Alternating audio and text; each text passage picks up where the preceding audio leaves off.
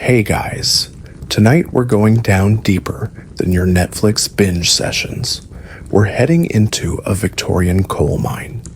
And no, it's not the kind of mine where you find diamonds, gold, or magical goblins. Think more like a cramped, dark, dangerous hole in the ground where even breathing feels like a bad idea. Before you get comfortable, take a second to like the video and subscribe, but only if you actually enjoy what I do here. Otherwise, let's just call it a fun little trip into the past. Leave a comment telling me where you're listening from and what time it is for you. If you're awake for this, you might need a nap soon because you've just walked into 19th century industrial hell. Now dim those lights, switch on a fan for that soothing white noise, get cozy, and maybe tuck your feet in so the rats don't come looking for a midnight snack. Let's pause for a second. Have you ever wondered what it was like to spend your whole day in pitch black tunnels, inhaling coal dust, and never seeing sunlight? Or what your life would be like if your only tool was a pickaxe and your best friend was the miserable sound of a coal cart? Could you survive a shift in one of these mines without just quitting and pretending to be dead? Do you think you'd be able to handle working in a place where the only good thing was how quickly the shift ended? Congratulations! You've just woken up in 1850, and the Victorian Coal Mine is your new office. Grab your helmet, pray for daylight, and let's begin. Welcome to your first day on the job. It's not just the cold and damp air of the mine that hits you first. No, it's the dust. Thick, choking, inescapable. Think of it like inhaling a mixture of bad decisions and poor life choices. Every breath feels like you're sucking in the remnants of 1,000 missed opportunities. In fact, you're so deep in the earth, even your bad choices are stuck down here, never to see the light of day again. But it's not just the suffocating atmosphere that makes this place feel like a metaphor for your life. It's the weight of the air itself. You've entered a subterranean world where the oxygen is a luxury you can't afford. It's as if someone took all the air and squeezed it into a bottle, then dropped it down a 100-year-old shaft. It's dense, like trying to breathe underwater, but with the added bonus of knowing the water is slowly turning into a toxic, coal-infused stew. The dust is everywhere, on your clothes, in your mouth, your lungs, your eyes. It's like trying to clean up a mess using only more mess. You can feel it settle in your throat, coating it like a bad decision on a Friday night. And yet, somehow, you'll keep breathing it in. You don't have a choice. This is what it takes to survive. The more you breathe, the more the mind gets to you, and you get a little closer to being just another forgotten soul trapped in this cavernous void. Every inhalation is a bad idea you can't undo, like putting off laundry until the very last minute and then realizing you're fresh out of shirts. You keep trying to rub your eyes to get rid of that gritty, burning sensation, but it's no use. Your hands are just as dirty as your soul at this point. And let's not even talk about your skin. You can already feel the dust sticking to your face, your neck, your arms, until your entire body looks like it's been covered in a fine layer of regret. You look around at the other miners, and you realize they don't even seem bothered by it. It's like they've become one with the dust, like a weird, grimy rite of passage. They're just trudging along with their pickaxes, scraping away at the walls of the mine, with not a single care in the world. Maybe it's the desperation that makes them seem so at peace with it all. They've been here longer than you.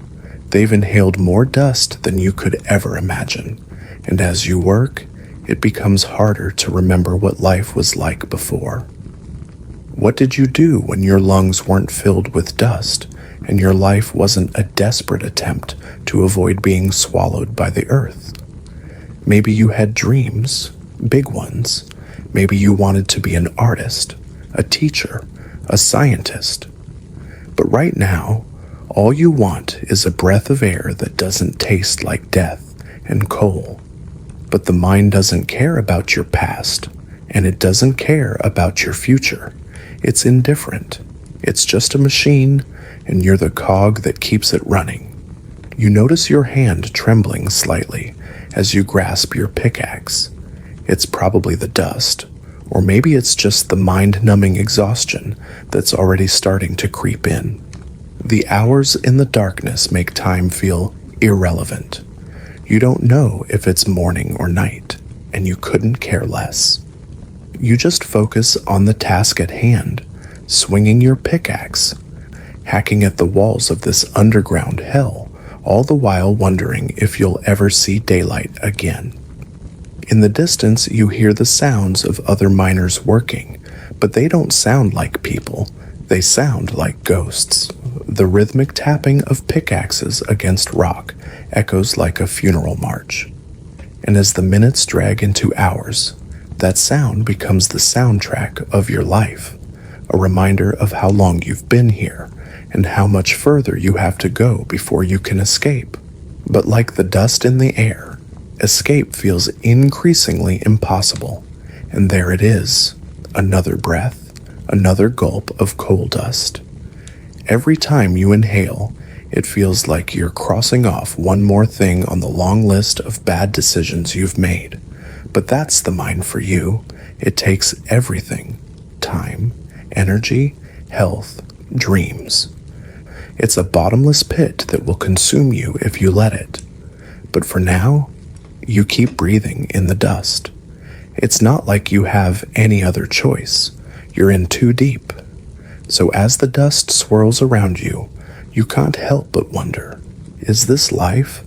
Or are you just one more forgotten soul in a coal-streaked grave, buried alive in this eternal hole? Ever tried to squeeze through a space that's smaller than your ambition? Welcome to the narrow shafts of a Victorian coal mine. It's like someone decided that the best way to prove a point about your poor life decisions was to make sure you couldn't even stand upright. You'll be hunched over for hours in a space so tight your knees will know what it's like to touch your chin. This isn't a cozy little crawl space you'd find under your grandma's house.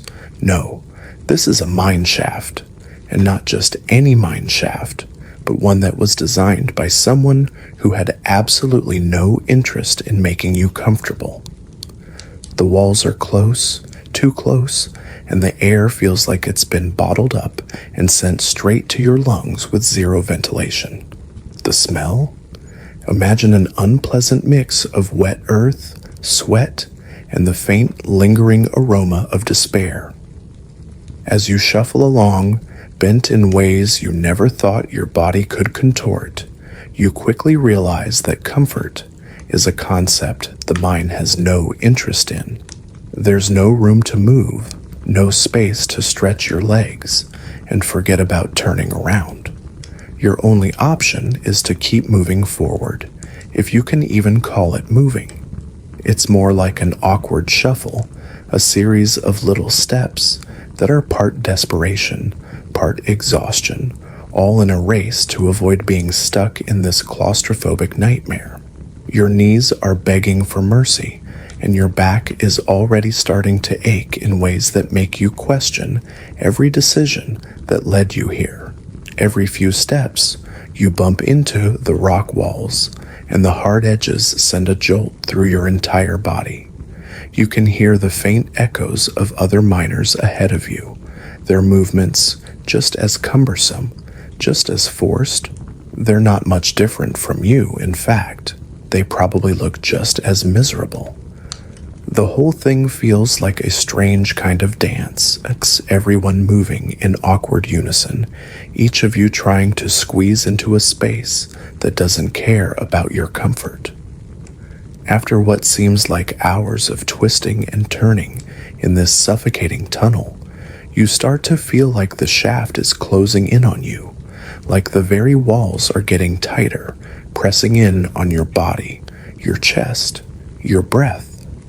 The mind doesn't want you here, and it's making that very clear. The worst part, the shaft never ends. You thought you were getting close to the end of your journey, but instead, you find another turn, another dead end, another obstacle that forces you to crawl even deeper into the earth. The ground beneath your feet isn't solid. Oh no, it's a muddy mess that tries to suck you down with every step. You feel the muck clinging to your boots, each movement becoming more labored as you drag yourself through it. The thought of turning back is tempting, but you know it's futile. Turning around in these conditions is like trying to turn back time. You'd lose too much. And besides, the only thing waiting for you at the other end of this mine is more misery. There's no escape, not really. You keep moving forward because there's no other option, even though every fiber of your being is screaming to stop. You keep telling yourself, it'll be worth it. Maybe there's a breakup ahead. Maybe there's a moment when you can stand up, stretch, and feel something close to human again. But deep down, you know it's a lie. The shaft is relentless. The mine is relentless. And you are just a small, insignificant part of this massive, unforgiving machine. And as you continue your slow, painful shuffle through the narrow shaft, you start to wonder, how long can your body keep up with this punishment? How long before your muscles give out, before your back finally snaps under the weight of the mine's unrelenting grip? But there's no time for those thoughts. There's no time for questions. You're here to work, to survive, and every moment spent wondering if you'll make it out is a moment you don't have the luxury to waste. The further you go, the less human the place feels. You're not just in a mine now. You're inside the bowels of the earth itself, trapped in a never-ending tunnel of dirt, sweat, and grime. There's nothing but the tunnel, the darkness, and the weight of your own existence pressing down on you. And all you can do is shuffle forward, hunched and bent, praying that maybe, just maybe, it'll end soon. But you know it won't. You've entered a world where escape isn't a luxury, it's a myth. Imagine walking into a room you can't see, but you know is full of sharp objects, loud noises, and probably a rat infestation. You don't need to imagine, it's the mine. With every step you take, you're inching closer to something that could end your day, or worse, your life. And just like a surprise office email, it always comes when you least expect it. The darkness here isn't just the absence of light. It's the kind of dark that feels heavy, like it's weighing down on your shoulders, pressing in on your chest. You don't know what's ahead of you, but your body can feel the tension in the air, like the calm before a storm that you know is coming, but can't quite predict. Every footstep you take echoes in the silence, reminding you that you're not alone down here, but what you can't see might be worse than anything you can imagine. There's a constant hum in the background, a sound so faint at first that you think it's just your mind playing tricks on you. But as the minutes pass, it grows louder, deeper. It's not the comforting noise of wind or the gentle sound of someone working nearby. It's more like a low, unsettling growl, the sound of the earth itself, a reminder that it could shift at any moment, swallowing you whole without a second thought. The walls around you groan and creak, as if the mine is alive, a sentient beast slowly waking up, waiting to see if you'll survive its next test. Your pickaxe feels heavier with each swing, But it's not the weight of the tool that's getting to you. It's the weight of the unknown. You don't know when the walls will cave in, when a section of the shaft will collapse, or when a hidden pocket of gas will send everything into chaos. You just keep working, swinging, hoping that each strike doesn't awaken something you won't be able to outrun. It's easy to forget how fragile you are in this world of rock and dust. One wrong step, one slight shift in the ground, and everything could change. It's like playing a game of Russian roulette, but instead of a gun, it's the ground beneath you. The mind doesn't care whether you're ready or not. It only cares that you're there. You don't get a warning. The ground beneath you could shift, and you wouldn't even have time to scream. You could be buried alive, suffocated by dirt and rock, with nothing left but the faint echo of your footsteps. Then, there's the chance that you'll meet something more personal, more tangible, the rats. The last thing you want is to make eye contact with a rat down here, because in this darkness, you're not sure who the real predator is. They scurry around you, unseen but very much there. The noise of their tiny paws clicking across the stone is the kind of sound that sends a chill through your spine. You can't see them, but you know they're there, and they know you're here too. You're in their world now. They're the real survivors of this place. But worse than rats, worse than any creeping horror in the dark, is the very real threat of the mine's unstable structure. This isn't a well-maintained modern workplace where safety protocols are written in large, bold letters. Oh no, this is Victorian-era mining. Safety concerns are for people who expect to live past 40. Here, the word danger is just another word for Tuesday. You're constantly scanning the walls for cracks, for the slightest hint of movement that could signal a shift in the earth above you. Sometimes, the miners go silent, and you know what that means. It's that eerie, unspoken fear that something's wrong. The quiet before the storm, the shift in the atmosphere that says, pay attention. In those moments, you know your best bet is to wait and pray. You hold your breath, you freeze, and for just a second, you wonder if you'll make it out of this alive, but you keep working. Because what else can you do? This is your life now. Each swing of the pickaxe, each breath of coal-dusted air, each step further into the heart of the mine, it's all part of the ritual. A ritual that could end in disaster at any moment. And in that moment of stillness, you feel the weight of the danger all around you, knowing that you're just one breath away from meeting something worse than death itself. So you keep your head down, your muscles sore, your pickaxe swinging. It's the only way to survive. In the mine, there's no time to dwell on the dangers. You just have to keep going, because as much as you wish you could see what's lurking in the dark, you can't. And that's the worst part of all. Congratulations, you've got your pickaxe in hand, and now it's time to show your muscles how much you can take. It's like going to the gym, except instead of lifting weights, you're breaking your back for the equivalent of a 19th century Starbucks gift card. Welcome to the grind.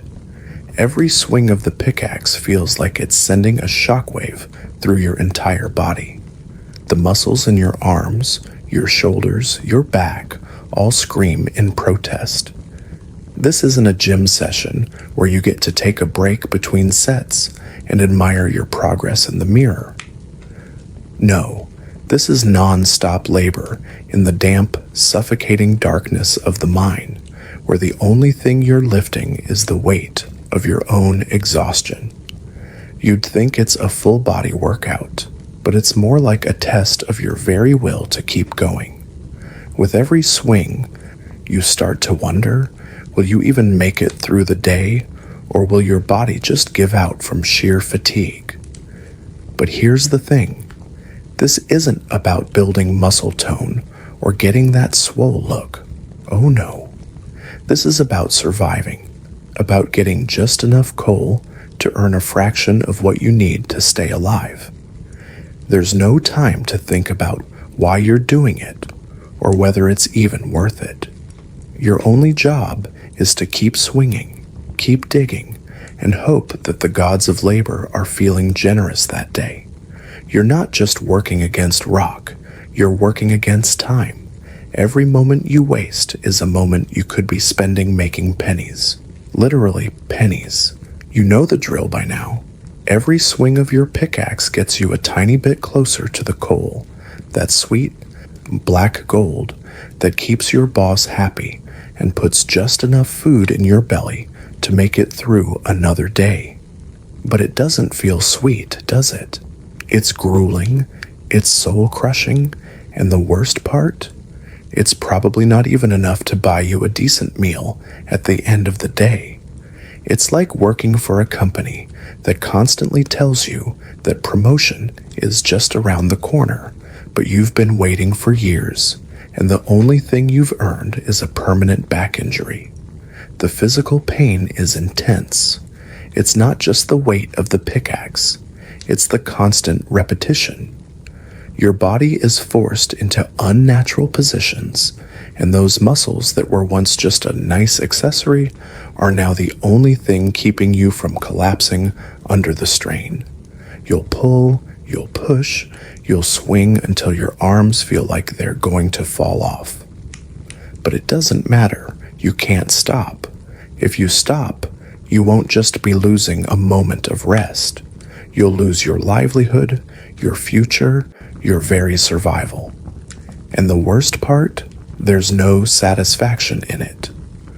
Unlike the gym, where you can take a moment to admire your progress, here, there's nothing to admire. The mind doesn't care about how hard you work. It doesn't care about your sweat, your pain, or your blisters. The mind only cares about the coal. You dig and dig, but it feels like the more you take out, the more the mind pushes back, refusing to give you any real reward for your efforts. It's like trying to fill a bucket with water, only to watch it drain faster than you can scoop. No matter how hard you try, it never feels like enough. And what do you get at the end of this? A few pennies. A small sum that's barely enough to buy you a few slices of bread, maybe some soup if you're lucky. It's not the kind of reward that makes you feel like a champion. In fact, it makes you wonder what it was all for. You're trapped in a cycle of endless effort, with nothing to show for it but exhaustion and aching bones. But here's the kicker. Everyone around you is in the same boat. There's no competition here, no one to race against, because you're all in this together. You're all breaking your backs for pennies, with nothing but the hope that tomorrow might be just a little bit easier. The problem is, you all know it won't be. The mine has no sympathy, and neither does the world outside it. This is your life now, and the only thing keeping you going is the knowledge that you have no other choice but to keep swinging. So, as you lift that pickaxe for the 100th time, you can't help but think, is this really living? Or is this just surviving, barely, day by day, with no end in sight? You swing once more, because you have to. Because if you stop, you'll sink further into the abyss. And the worst part is, there's no guarantee that all this hard work will even lead to something better. It might just be another swing, another day, another set of blisters that will fade away just as quickly as the pennies you're working so hard to earn. The coal cart. It's the only thing that seems to be moving in this entire nightmare. And it's not just a regular cart, it's a ruthless cart. It's like your life goals are represented by this cart, always just out of reach and always moving faster than you can keep up. But unlike your dreams, This cart's got an unstoppable momentum. It's a beast, really. Made of iron, wood, and decades of grime, it slides along the rails with a determination that feels personal. Every time you try to catch up with it, it speeds up, taunting you as if to say, "You think you can catch me? Keep dreaming." This cart doesn't care that your legs are sore or that you've been working for hours without a break. It doesn't care that your body feels like it's about to fall apart from exhaustion. It just keeps rolling forward, faster and faster, with an attitude that suggests it knows you'll never truly keep up with it. You're not even sure where this cart is going. Does it have a destination, or is it just endlessly moving in circles, reminding you that there's always something just beyond your reach? Every time you think you're close, it speeds up, and you're left trailing behind, desperately trying to catch a moment of rest or relief. But that's the cruel joke, isn't it? There's no relief. There's no catch-up. There's only the cart and the endless grind of trying to get it to stop. And you're the one doing all the work, even though you know deep down that the cart is never going to stop for you.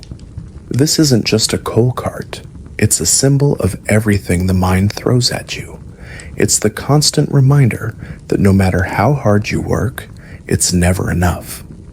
You push, you pull, you sweat and ache, but that cart keeps moving.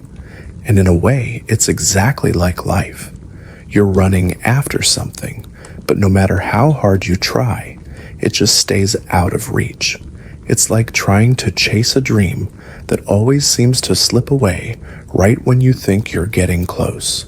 The coal cart doesn't care about your personal struggles or how much your body aches.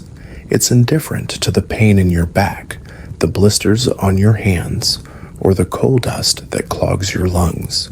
It's a machine, just like the mine itself, relentless, unforgiving, and unyielding. There's no just a little break, no maybe tomorrow. It doesn't take pity on you. It doesn't wait for you to catch up. It just keeps moving forward, as though its purpose is to remind you that in the mine, your labor is never truly finished. And even when you think you're done for the day, that coal cart is still there, rolling, relentless. And here's the kicker. No matter how much coal you load into it, no matter how many times you push it up the track, it never seems to get any lighter. It's always heavy, always full. You could spend hours loading it with coal, your back aching, your sweat dripping, and the cart will still be just as full as it was when you started. There's no relief, no satisfaction in finishing the task. It's like filling a bucket with water, only to watch it drain the moment you take a step back. The cart doesn't care about your effort. It just cares that you keep moving it. You can't even take a break without the cart mocking you. When you finally stop for a second to catch your breath, the sound of the cart's wheels grinding against the tracks taunts you. It's like the cart is whispering, "You're not done yet." And when you finally muster the strength to push it again, it feels heavier than before. How does that even happen? Is the cart alive?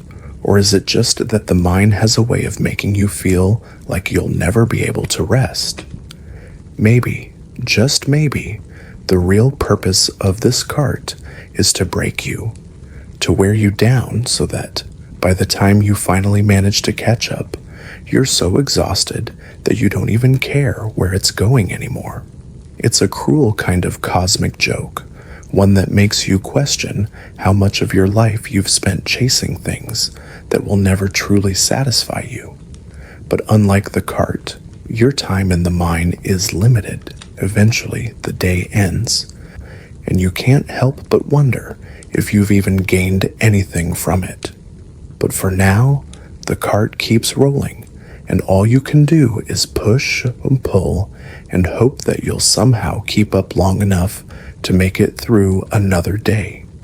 Because as much as it feels like you're running in circles, at least in the mine, you're guaranteed one thing. The cart will keep moving and you'll keep chasing. The problem is, you're starting to wonder who the real prisoner is. Do you know that sound that happens when you've heard something so many times you can't hear it anymore? Welcome to the incessant clanking of coal carts, the scraping of pickaxes, and the distant groan of miners. It's almost as if someone set the soundtrack of your life to eternal grind. At first, the noise is deafening. The clatter of coal against metal, the high-pitched screech of a pickaxe hitting rock, the heavy, laborious thud of boots on stone, it all crashes down on you like 100 bad decisions made in unison. Each sound is a reminder that you're deep underground, far from the world you once knew, stuck in a place where noise is your only companion. The walls around you vibrate with the echo of work that never ends, never gives you a moment of peace. But then, as the hours drag on, something strange happens. The sounds begin to blend together into a kind of unholy rhythm. The clanging of the coal carts becomes a lullaby, the screeching pickaxes a symphony of misery. Your mind, overwhelmed by the constant noise, eventually starts tuning it out. The once sharp and abrasive sounds fade into the background, blending into one indistinguishable hum, like a never-ending buzz that settles deep into your bones.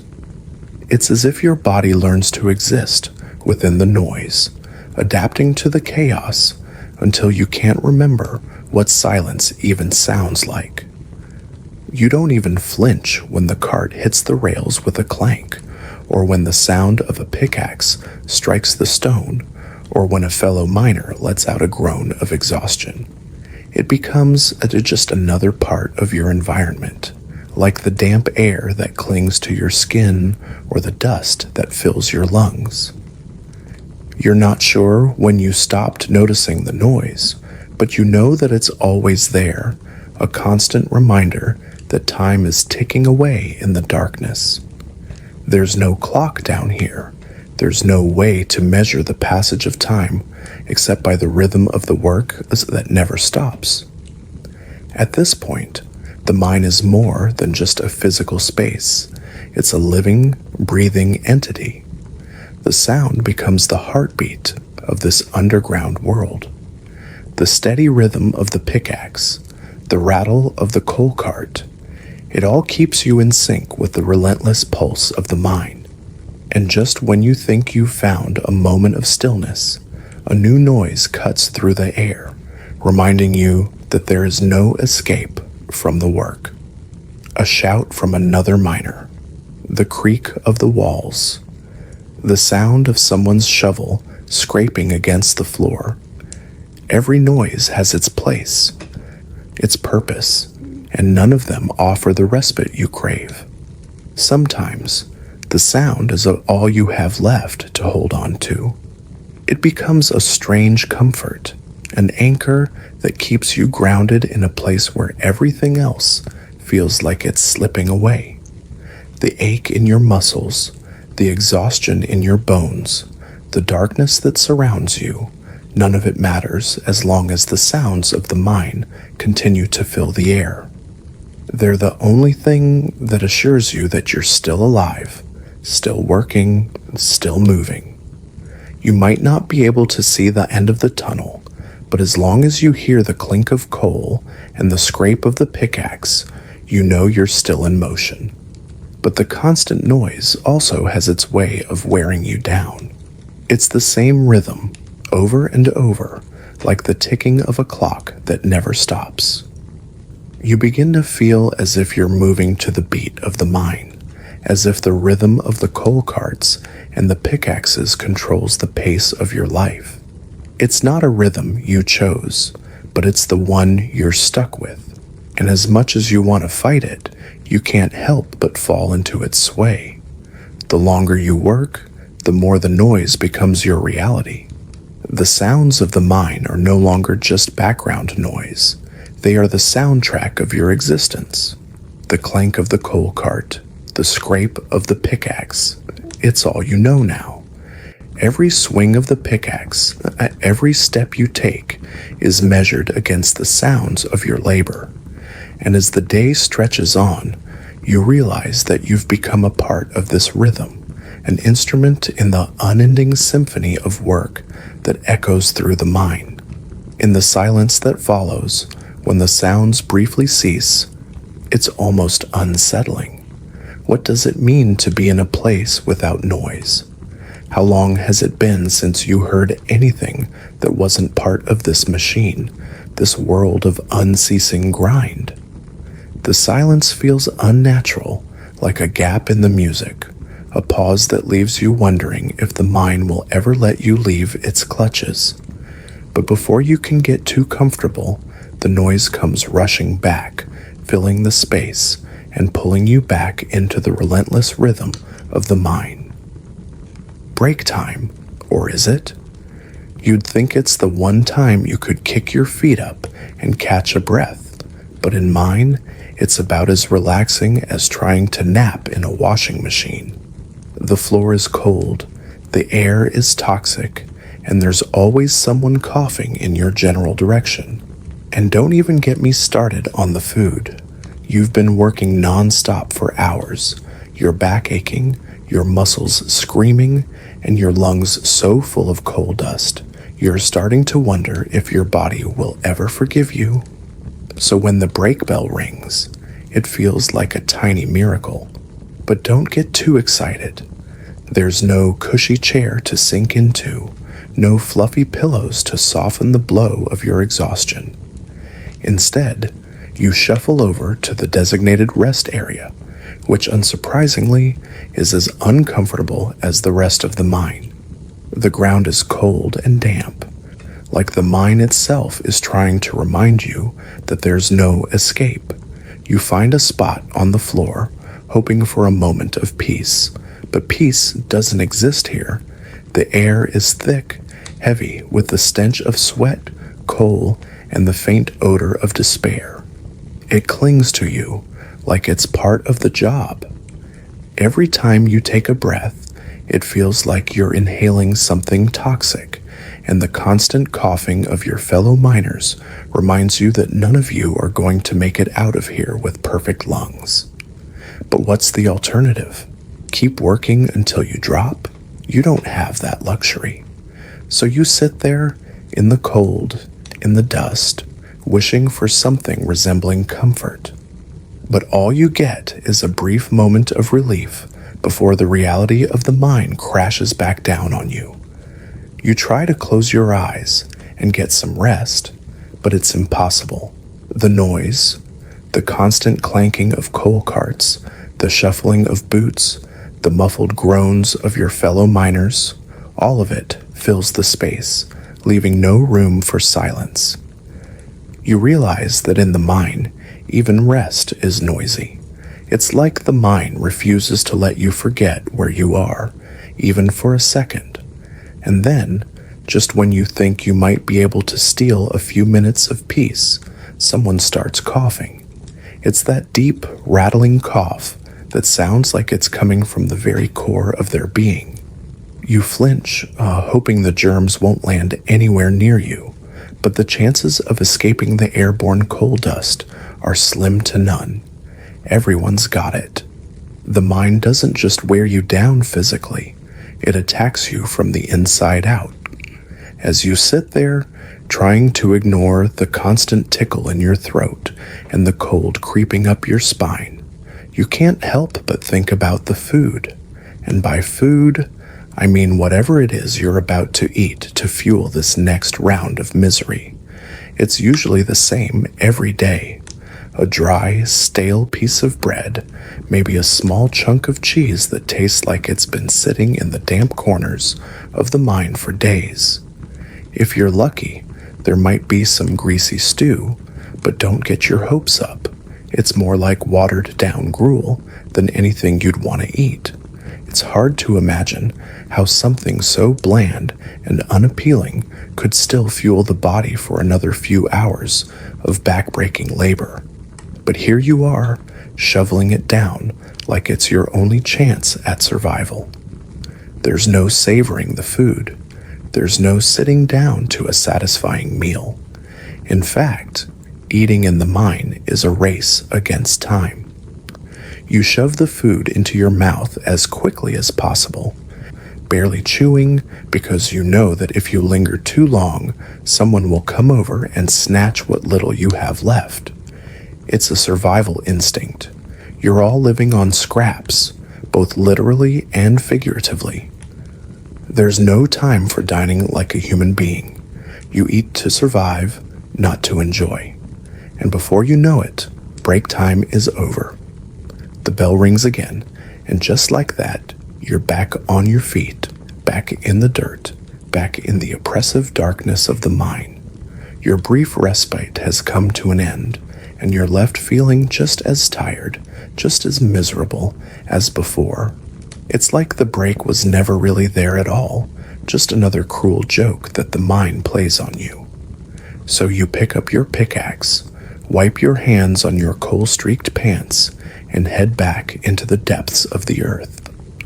The break might have been a momentary distraction, but it wasn't enough to wash away the exhaustion or the dread.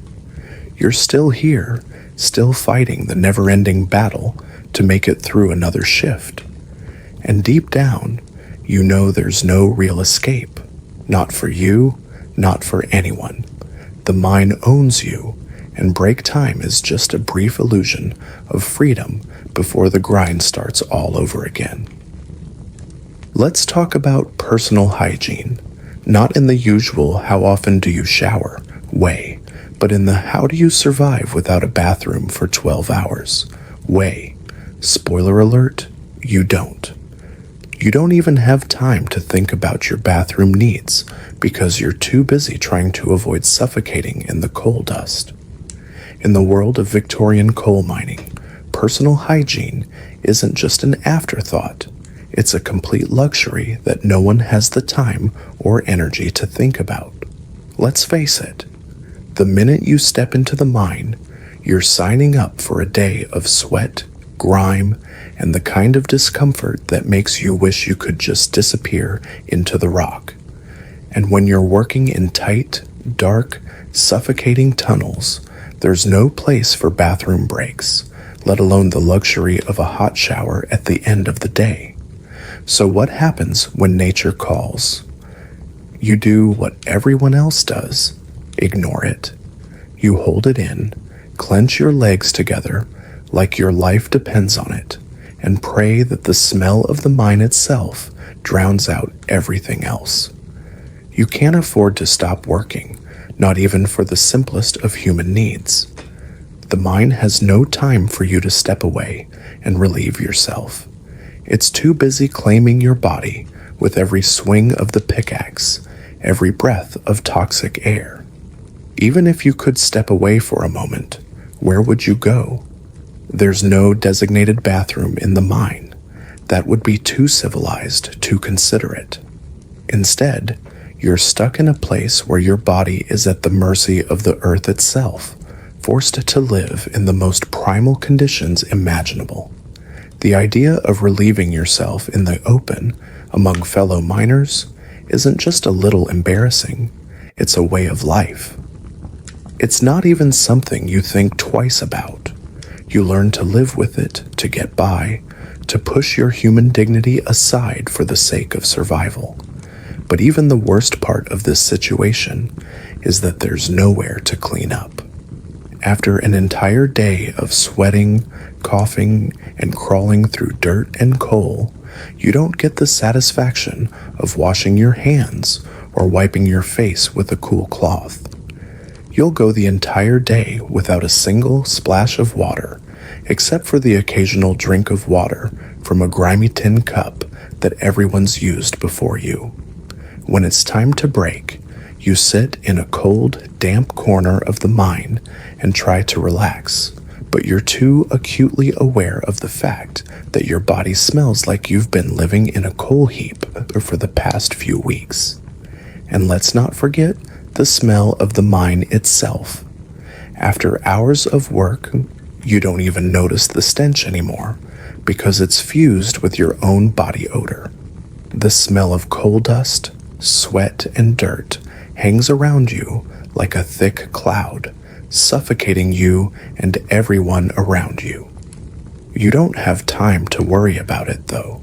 You've got more pressing concerns, like not getting caught under a collapsing ceiling or losing your grip on the pickaxe.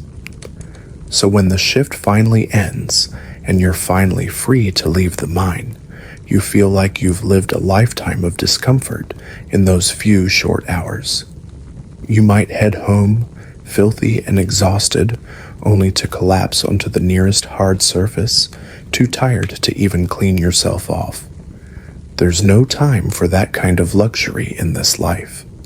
In the mine, personal hygiene becomes an afterthought, a distant memory that doesn't even register as something worth worrying about. But you don't mind it, do you? Because you've learned that there are worse things than feeling dirty. There are worse things than the absence of soap and water. What you've learned in the mine is that survival doesn't come with comforts. It comes with grit. It comes with a willingness to accept things the way they are and keep going, no matter how unpleasant it might be. So, when you step out of the mine at the end of your shift, coated in coal dust, your skin sticky with sweat, and your body crying out for a long, hot shower that you'll never get, you realize something. Cleanliness is a privilege you can't afford, but survival is the only thing that matters. The idea of a hard day's work might seem lighthearted in comparison to the never-ending blackness that surrounds you down here. It's like the whole world is on mute, and the only sound you can hear is your own thoughts screaming, "What was I thinking?" And it never stops. There's a kind of silence that comes with being deep underground, a silence so complete that it's almost suffocating. You're not just isolated from the outside world, you're cut off from everything that makes you human. The absence of light is the most noticeable thing. There's no natural light here, no warmth from the sun, no stars to guide you, just a void that swallows everything, making you feel small, insignificant, and completely alone. You could scream and no one would hear you. You could fall and no one would come to pick you up.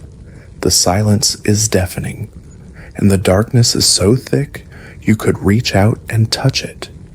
Every breath you take feels heavier than the last, like the air itself is made of coal dust and the weight of isolation. The darkness presses in from all sides, wrapping around you like a heavy blanket that never lets go.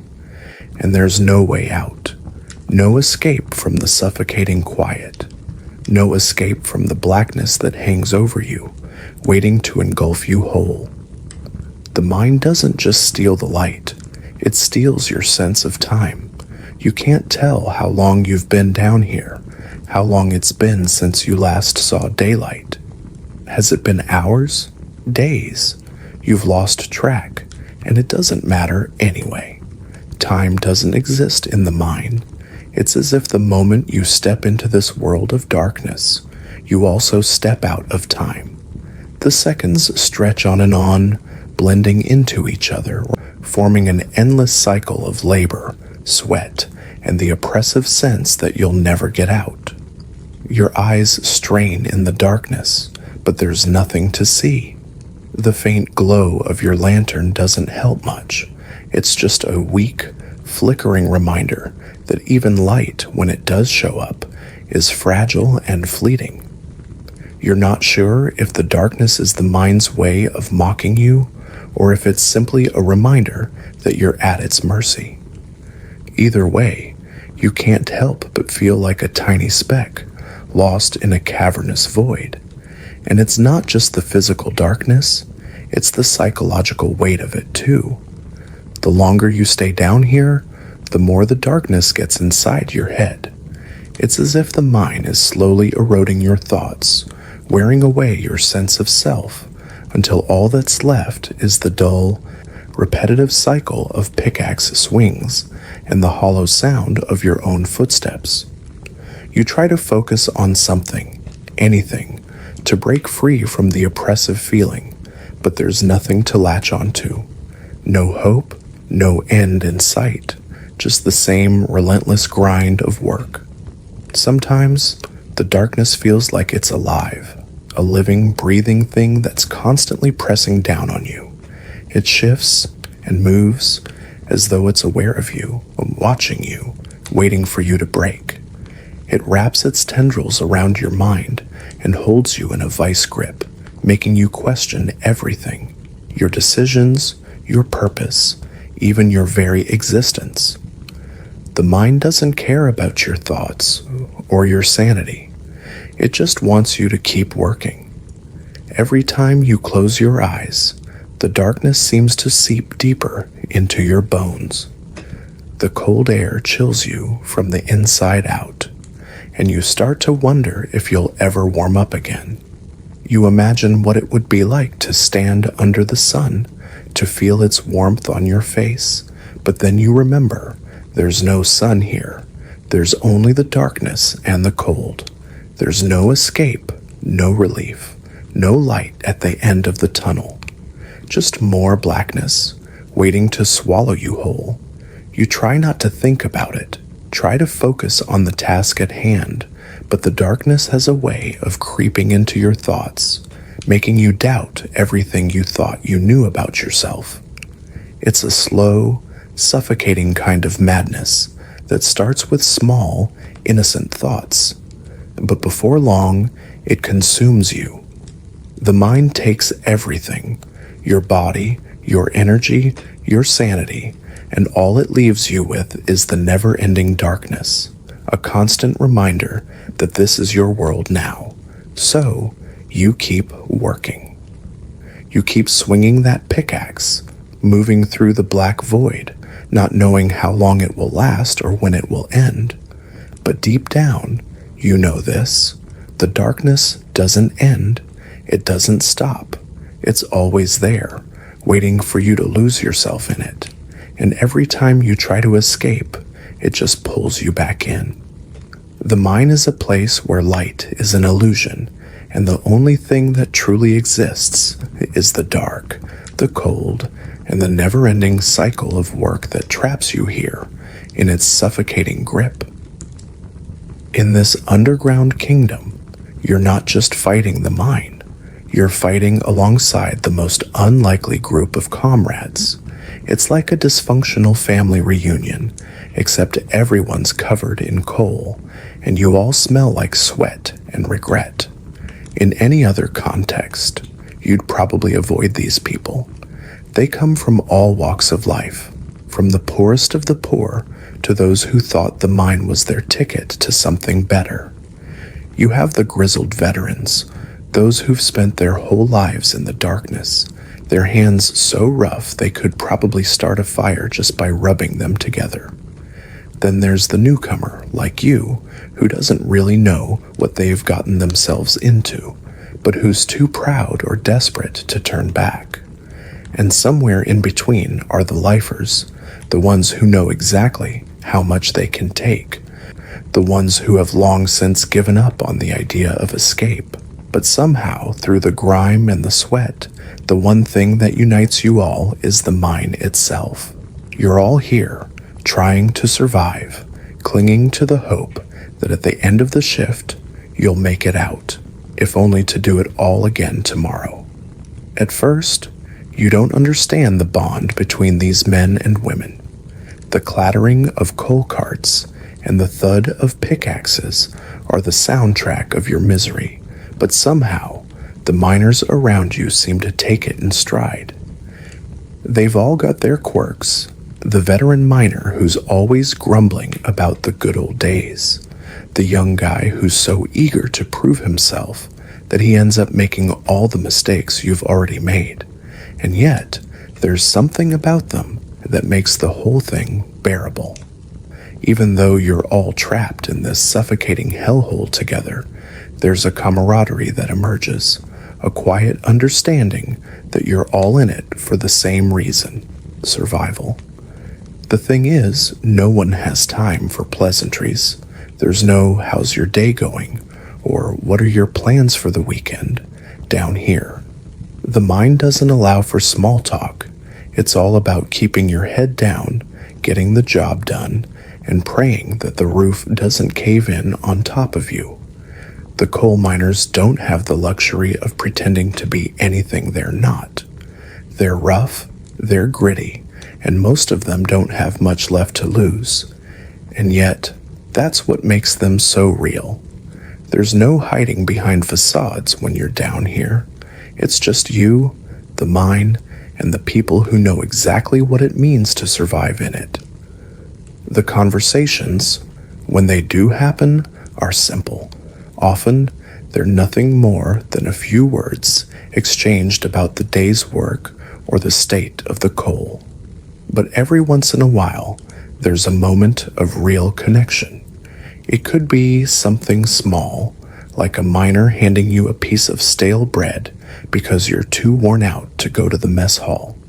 Or it could be someone giving you a quiet nod when you're clearly struggling to keep going. These small acts of kindness are what bind you together, like stitches on a wound that won't quite heal. You may not know much about the lives of the miners around you, but in those moments, you realize that for all their rough exteriors, they're people who understand what it's like to feel like the world has given up on them. And let's not forget the humor. It's dark, it's dry, and it's the only thing that keeps you from losing your mind in the mine. Someone will crack a joke about how much better life would be if they could just get some daylight, and everyone will laugh. It's not a joyful laugh. It's a bitter laugh, the kind that comes from a place of shared hardship. It's the kind of humor that lets you know without a doubt that you're not alone in this. It's a reminder that everyone here is fighting the same fight. But even though you're all bound together by the work, you don't get to be friends in the traditional sense. There's no room for friendship in a place like this. There's only survival. And yet, that's what makes the bond between you and your fellow miners so strong. It's not built on pleasantries or shared interests. It's built on the simple, brutal reality that you're all stuck here, and if you're going to make it out, you'll have to rely on each other to get through the day. It's not much, but it's enough. As the hours drag on, the work becomes easier to bear because of the people you're with. You might not be able to escape the coal dust or the physical toll the mine is taking on your body, but there's a strange comfort in knowing that the people around you are experiencing the same thing. They're not your family, not in the traditional sense, but in the mine, they're as close as it gets. And sometimes, that's all you need to keep going.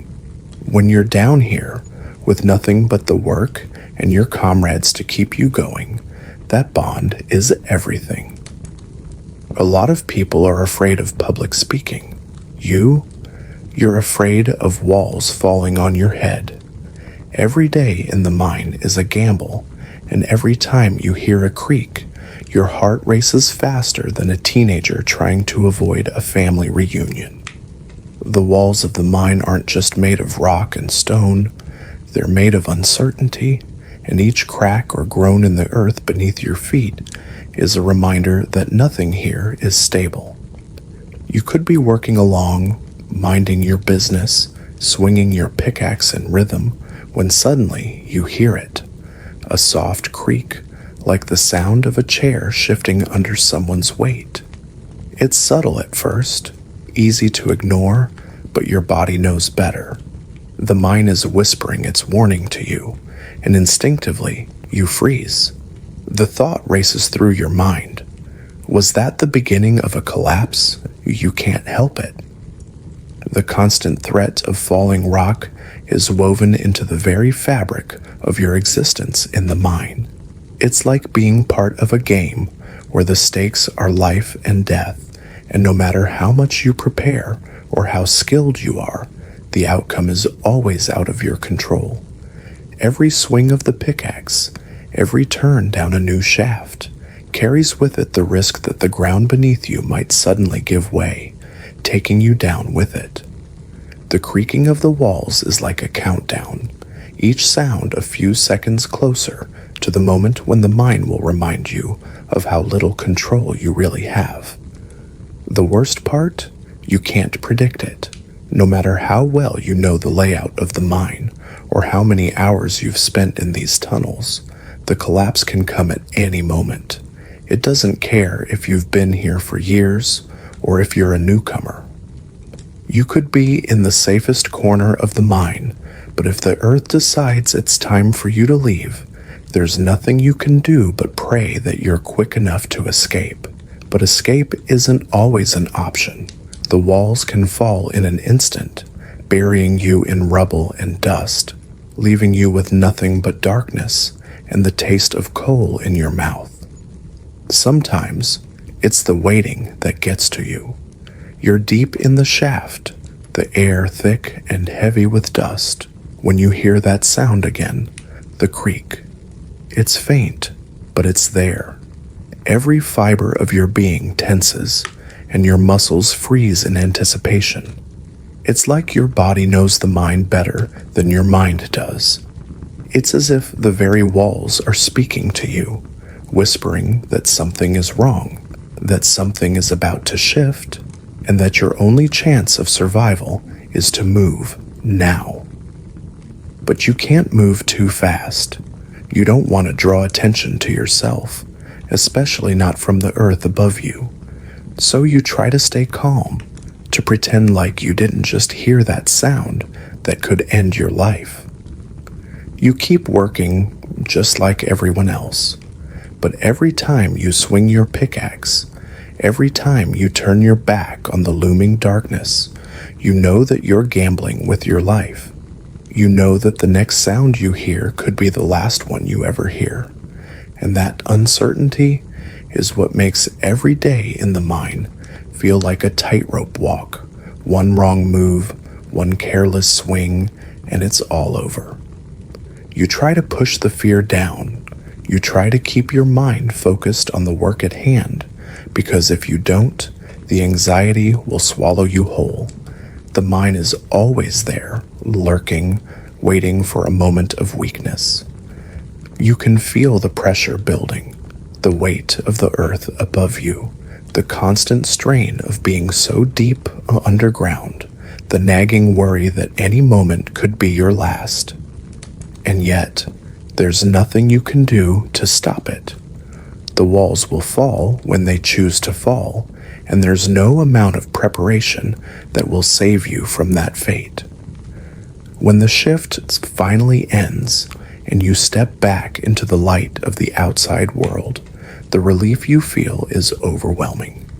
You've survived another day, but the knowledge that you'll be back tomorrow, facing the same walls, the same uncertainty, makes it hard to fully breathe again. The mine never truly lets go of you. Even after the work is done, the fear lingers. You can't escape the thought that tomorrow or the next day might be the day when the walls finally give in.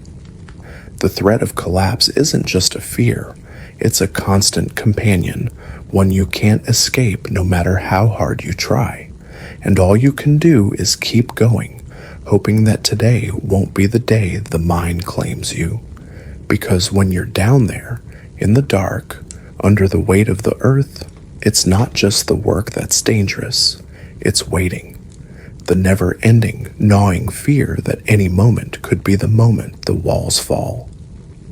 It's not the kind of smell you just forget.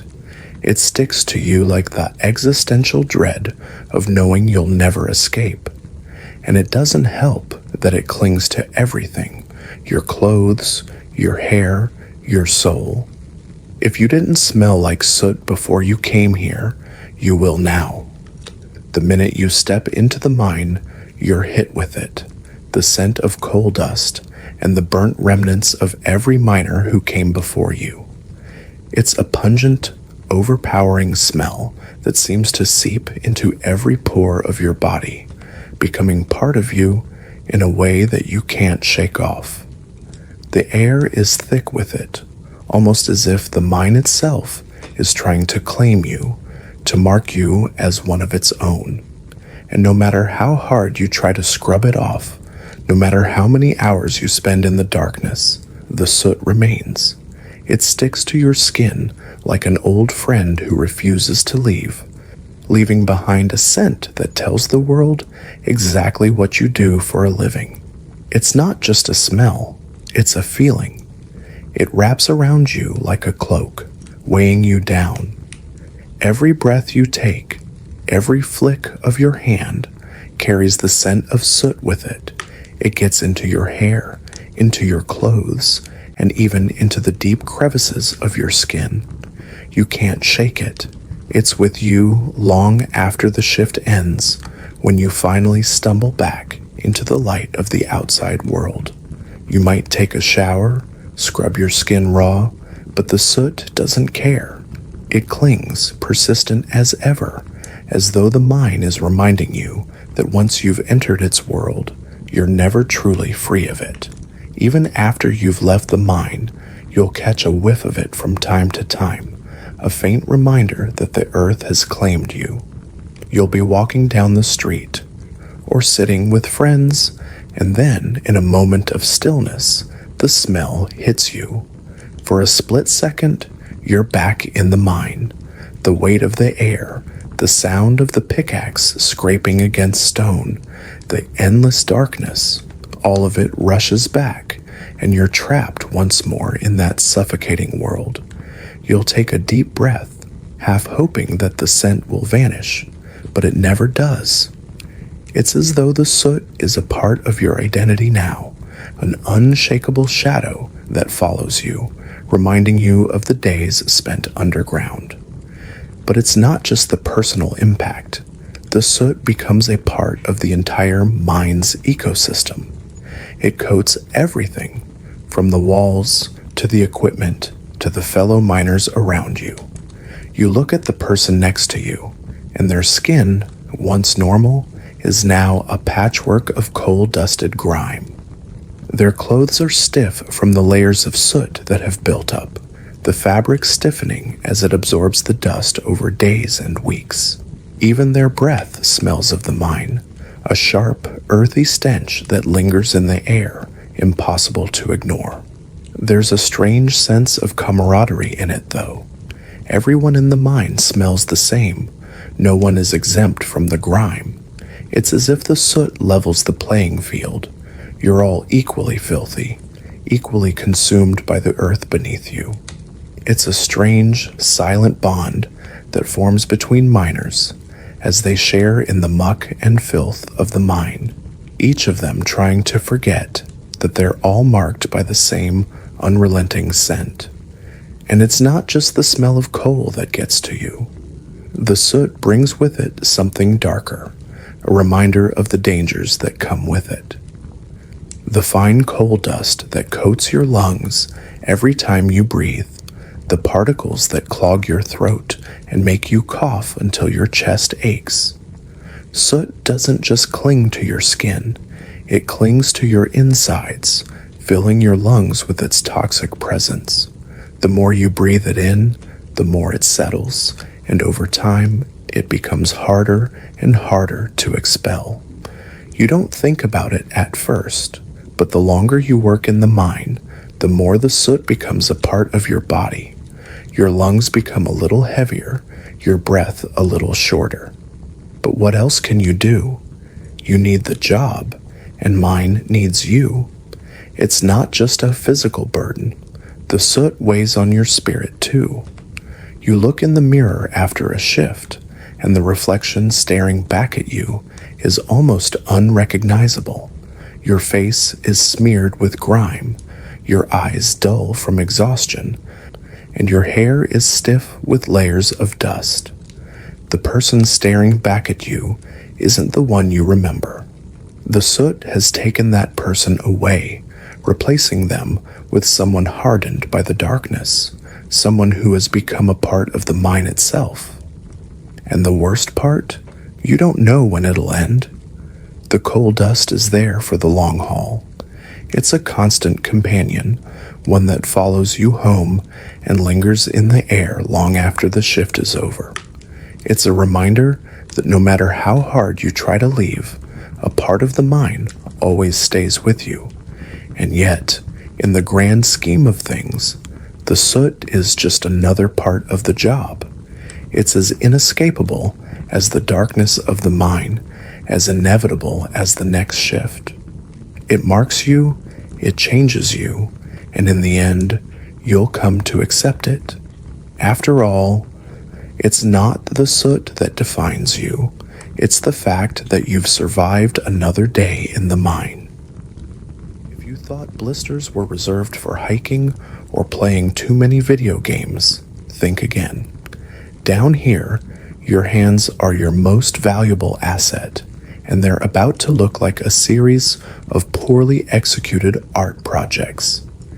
Each blister is a reminder that you're doing something important, or that you made a really bad decision. The moment you pick up that pickaxe and start swinging it against the cold, unyielding rock, you feel it, the strain, the burn, the first hint of discomfort. But you push through it. You have to. The work never stops, and neither can you. The first few strikes are easy enough, but the more you swing, the more your hands begin to feel the punishment. The friction from the handle, the pressure on your palms, the repetitive motion, all of it starts to take its toll. It's subtle at first, just a dull ache in your skin.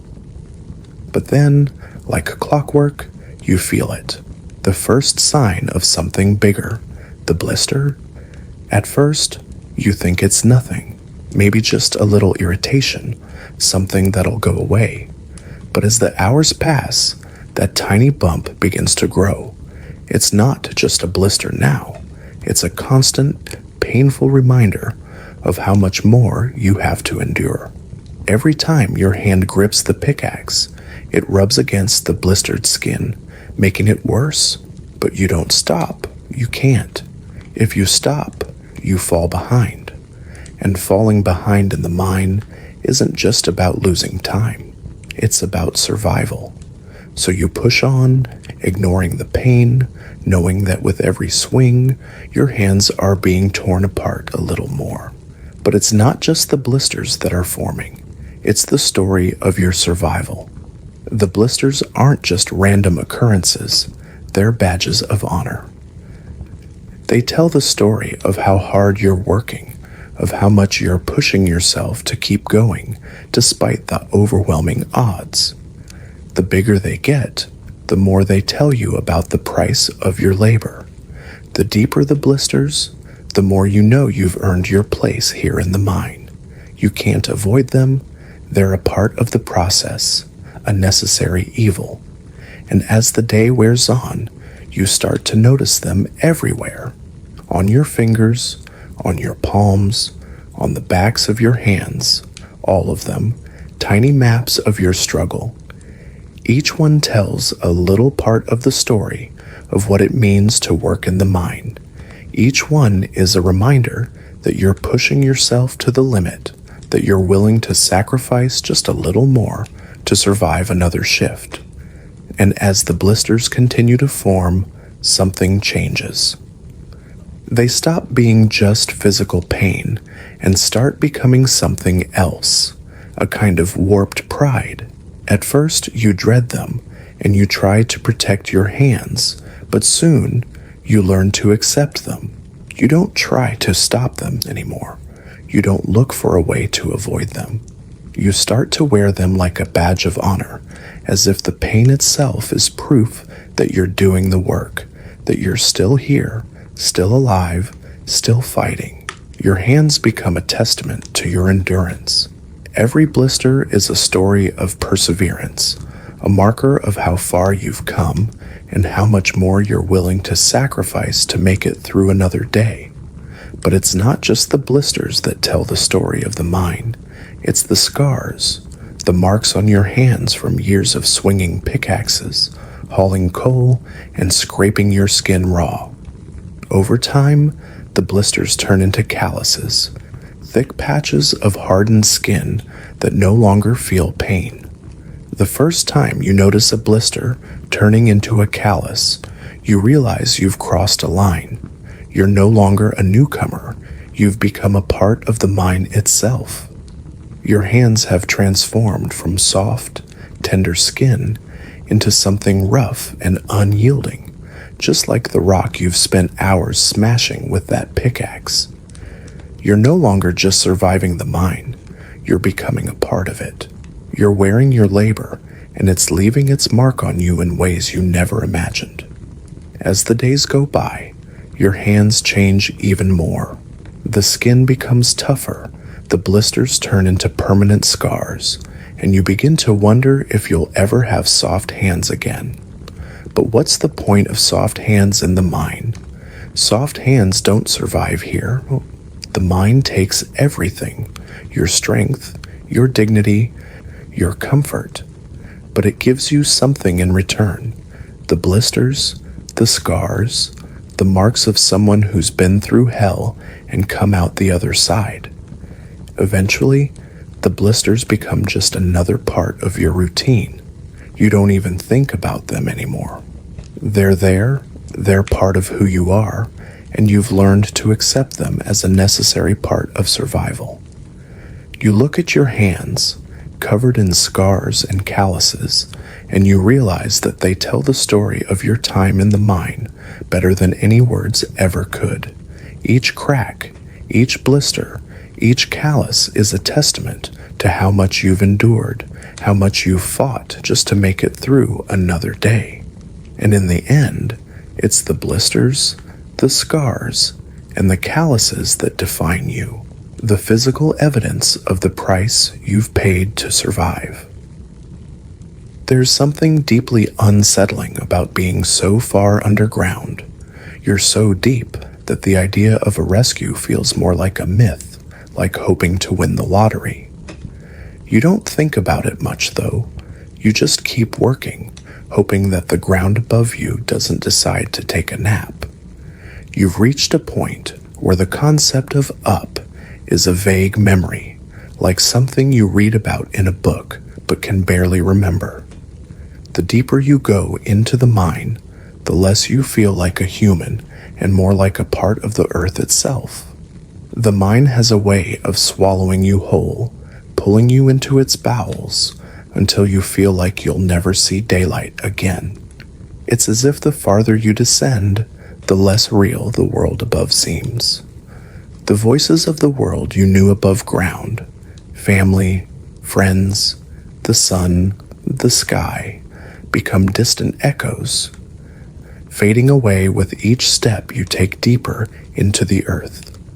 It's a place where time slows down, where you can't remember when you last saw sunlight or breathed fresh air. It's a suffocating feeling, one that wraps around you and refuses to let go. The air down here is thick, stale, and heavy. With every breath, you feel it filling your lungs, pushing the already thick dust deeper into your body. It's hard to think of anything else when your mind is constantly fixated on the lack of air, the lack of light, the lack of hope. You can hear the distant rumble of the earth, the occasional creak of the walls, as if the mine is sighing beneath your feet. But it's more than just the sounds that make you uneasy. It's the feeling that the earth, the very ground that you're walking on, could give way at any moment. Every step feels like it could be your last. Every creak, every subtle shift in the ground beneath you makes your heart race. You know that you're not meant to be down here. You weren't meant to be in the earth's belly, so far from the light, so far from the surface. And every creak, every groan of the mine reminds you that it's not just the work that's dangerous, it's the very place you're working in. You can't help but wonder, how long could you survive down here if something went wrong? If the walls caved in, or the ground shifted, or a pocket of gas exploded? How long before the mind decides it's had enough of you? The idea of being trapped down here with no way out is a terrifying thought. There's no phone signal, no radio, no lifeline, just you and the dark and suffocating depths of the earth. Even if a rescue team could somehow make it down to you, the chances of that happening are slim. The deeper you are, the less likely anyone will be able to find you before it's too late. It's the kind of fear that you try to push to the back of your mind, but it always lurks there just beneath the surface, waiting for the right moment to remind you that you're alone, completely at the mercy of the mine. It's not just the potential collapse that gets to you, though. The mine has a way of messing with your mind. The deeper you go, the more you feel like you're losing touch with reality. The flickering light of your lantern casts strange shadows, making the rocks look like they're alive, watching you, waiting for you to slip up. You start to question if the walls are moving, if the very earth beneath you is shifting in ways it shouldn't. Every creak, every shift, every vibration from the walls makes you question whether or not the mine is aware of you, whether it's slowly deciding to claim you as its next victim. It's a psychological game, a test of your sanity, and no matter how hard you try to focus on the task at hand, your mind keeps circling back to the same thought. What if I'm not supposed to be here? What if I'm not supposed to survive this? And then there's the absolute stillness. Down here, in the deepest parts of the mine, there's no sound except for the occasional clink of your pickaxe hitting rock, the rustling of dust, and your own breathing. It's a silence that feels alive, like the earth is holding its breath, waiting for something to happen. It's the kind of silence that drives you crazy, the kind that makes you want to scream just to hear your own voice, just to break the unnerving quiet. But you don't scream, you don't dare, not in the mine. The silence here is both your greatest enemy and your only companion. The absence of noise, the deep, unyielding quiet, becomes just as terrifying as the thought of the walls collapsing. Because in the mine, the silence is the true danger. It means that you're completely alone, and the only thing you can rely on is your own mind, which is slowly beginning to unravel under the weight of the darkness. As you work, you keep moving forward, but in the back of your mind, you know that the mine has a way of claiming its own. It doesn't announce its intentions. It doesn't give you a chance to run. It just waits, quietly, patiently, for the moment when the earth will shift and you'll be lost forever in the blackness. The deeper you go, the more you wonder. How much longer can you last before the mind decides it's your time? They say there's always light at the end of the tunnel. Well, here, there's a different kind of light. A faint hope of being paid after you've spent your entire life on your knees. The problem? That light is flickering, and it's more of a maybe than a promise. You've spent hour after hour, day after day, down in the suffocating depths of the mine, swinging your pickaxe, hauling coal, and breaking your back for a promise that's always just out of reach. The idea that someday, after all your hard work, you'll finally get paid for your effort, that you'll walk away from this hellhole with a reward to show for your suffering. Well, it's what keeps you going, isn't it? But the thing about promises like that is, they're often the first thing to disappear into the darkness, like a fading memory. The light of hope shines just far enough ahead to keep you trudging along, but you can never quite touch it. Every time you think you're close, the reality of the situation hits you again. You've been down here long enough to know the routine. The cycle never ends. You work, you toil, you sweat, and then you wait. Wait for the pay that never seems to come in full.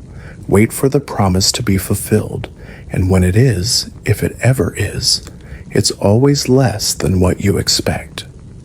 The light that you thought would burn bright turns out to be just a dim flicker, a tiny flame that barely illuminates the path, leaving you questioning whether you've done enough to earn it, or if you're being strung along day after day. Each time payday comes around, you shuffle to the small, dingy office where they hand out the pay, but it's never as much as you hoped for. You try to avoid looking at the numbers on the paper. You've worked so hard, your hands are torn and bruised, your back is a constant ache, and yet, this is what you've earned. The harsh reality hits hard, and that flickering light you've been chasing feels more like a cruel joke than a promise. You don't complain. You can't. What good would it do? You've seen others try, only to find that complaining about the pay gets you nothing but a swift reprimand and a reminder that there are 10 others waiting to take your place. You've been told that work is work, that you should be thankful for what you get. They tell you that the coal industry is hard and that everyone is struggling. But deep down, you know the truth. It's not that everyone's struggling. It's that only you are stuck here, giving everything for a fraction of what you deserve.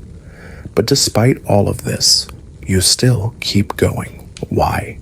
Because that tiny flicker of hope is all you have. The promise of being paid, however small and elusive, is what gets you out of bed in the morning and drives you back into the mine each day. It's that faint glow that keeps your legs moving, even when the weight of exhaustion and the oppressive darkness try to pull you under. You tell yourself that someday it'll be worth it. Maybe next week, maybe next month, maybe even next year, the payment will come, and when it does, it will all have been worth it. You'll finally see the light. But every time you get close, it flickers again, further out of reach. It's not just about money. It's about feeling like what you do matters. You give your body, your mind, your very soul to this mine, and all you ask in return is something that says, you're worth it. But the mine doesn't care about worth. It cares about output, about what it can squeeze out of you before you burn out completely. You're just a cog in the machine, one of many, and when you stop working, the machine keeps moving, indifferent to your struggle. You tell yourself that this is just temporary, that this is only a phase, that someday you'll break free and find something better. But even that thought, that hope, feels more like an illusion as the years drag on. Each payday comes, and each payday disappoints, leaving you wondering how much longer you can keep this up. You look around at your fellow miners, their faces tired and worn, and you realize you're not alone in this.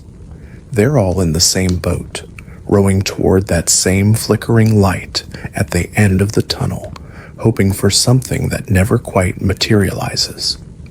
In the end, it's not the money that keeps you going. It's the hope that something will change. The light at the end of the tunnel may be flickering, but it's still there. It's still the reason you keep working, keep digging, keep enduring. Because without that flickering hope, what else do you have? The promise of pay may never be fully realized, but it's the one thing you hold on to in a place that wants nothing more than to break you. And as long as that light remains, no matter how faint, you'll keep moving toward it. Because sometimes, the only thing that gets you through another day is the hope that maybe, just maybe, it'll get brighter. They say you are what you eat, but if you're eating the same stale bread and watery soup every day, then that means you're probably going to smell like regret and poor decisions. Just remember, your stomach has its limits, and it's about to test them. By the time meal break comes around, you're famished. It's been hours since your last chance to sit down and catch your breath, and your body is begging for some form of sustenance. You've been sweating, lifting, swinging, your muscles aching, and all you've had to fuel you is the hope that something halfway edible will show up at break time. But when you sit down with your fellow miners, that's when the reality of your situation sinks in. There's no hearty stew to comfort you, no warm, freshly baked bread to satisfy your hunger. Instead, you get the same sad meal, day after day, the same dry bread, the same tasteless, watered-down soup. The bread, if you can even call it that, is hard, like it's been sitting around since last week. It's so stale you wonder if it was ever soft to begin with. You break off a piece, and it crumbles in your hand, sending a fine dust of crumbs floating into the air. It's not a satisfying crunch, it's a reminder of how little you have. You chew it slowly, wishing for even the smallest amount of flavor, but all you get is the taste of disappointment. It sticks to the roof of your mouth, as dry and unyielding, forcing you to drink the soup just to get it down. But the soup is worse. It's watery, like someone forgot to add the key ingredient, flavor. It's barely even warm, and as you sip it, it feels more like you're drinking flavored water than anything that could be considered a meal. You don't know whether to call it soup or just liquid sadness in a bowl, and yet you drink it because you have to. Your body is begging for nutrients, for fuel, but this is all you get. It's the kind of meal that reminds you of your place in the world. The mind doesn't care about your comfort, your hunger, or your well-being. The meal break is nothing more than a necessary evil, a fleeting moment when your body gets a little something, but your soul gets nothing. You've been promised food that will keep you going, but instead, you get this sad, unsatisfying excuse for a meal. It's a cruel joke, really. You've worked so hard, your body worn down by the mine, and this is what you get for it. You can't even get a good meal out of it. And the worst part? You can't complain. You look around at your fellow miners, and they're all in the same boat. They're eating the same bread, drinking the same soup, and nobody says anything. It's become part of the routine. Nobody dares to ask for more, because asking would be pointless. This is all you're going to get, and you'd better be grateful for it. The mind doesn't care about your hunger. It doesn't care about your comfort. It's a machine, and you're just a small cog in it. So you take your bread, you sip your soup, and you get ready to go back to work, knowing full well that tomorrow it'll be the same thing again. The hardest part is the silence that fills the break room. No one talks about the food, no one complains, there's no need to. They all know it's a waste of breath. Complaining won't make the bread softer or the soup richer. It won't fill your stomach or make the hunger go away. It just serves as another reminder of how small you are in the face of the mine. You can complain about the work, but mine won't listen. You can complain about the food, but it doesn't matter. The bread is stale, the soup is watery, and that's just how it is. But as you finish your meager meal, you can't help but think about the outside world. What would it be like to sit at a real table with a real meal in front of you? What would it be like to have a meal that actually fills you up, that satisfies your hunger instead of making it worse? You can almost taste it, hot, hearty, flavorful. But the thought fades quickly, replaced by the reality that this is all you have for now. The mind has its grip on you, and so does the food. It's a cruel cycle. You work, you eat, you work some more, and the meal break becomes just another reminder of how far you are from anything resembling a normal life. You push away your empty bowl and pick up your pickaxe again, already dreading the next shift. The hunger gnaws at you, but you push it down. What else can you do? It's not like you can leave, not like you can just walk away and find something better. So you swallow the hunger, just like you swallow the bitterness of the bread and the soup. You do it because you have no choice. You do it because this is your life now. The promise of something better? It's a distant dream, far beyond the reach of your tired, coal-streaked hands. Time moves in a strange way underground. It's like the clock's broken and has no idea whether it's morning, noon, or just forever. The only thing you know for sure is that you're counting the seconds until your shift is over, even if you never seem to reach the end. In mine, time doesn't follow the rules you're used to. There's no sun to tell you when the day starts or ends, no natural rhythm to mark the passing hours. You don't have the luxury of looking at your watch and knowing that in a few hours you'll be back in the light, breathing fresh air.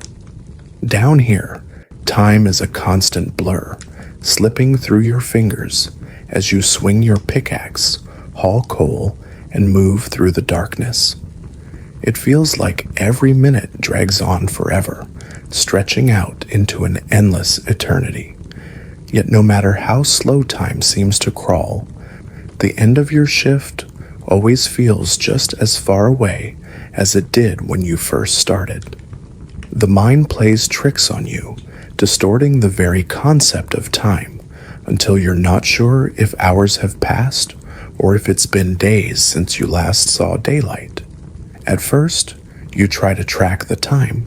You tell yourself, only a few more hours until the break, or I can make it to the end of the shift, I just have to keep moving. But then the reality sets in. There's no way to track time here.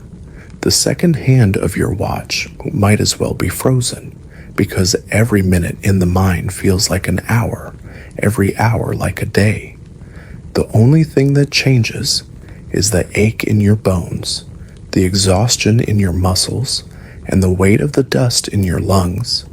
Everything else stays the same.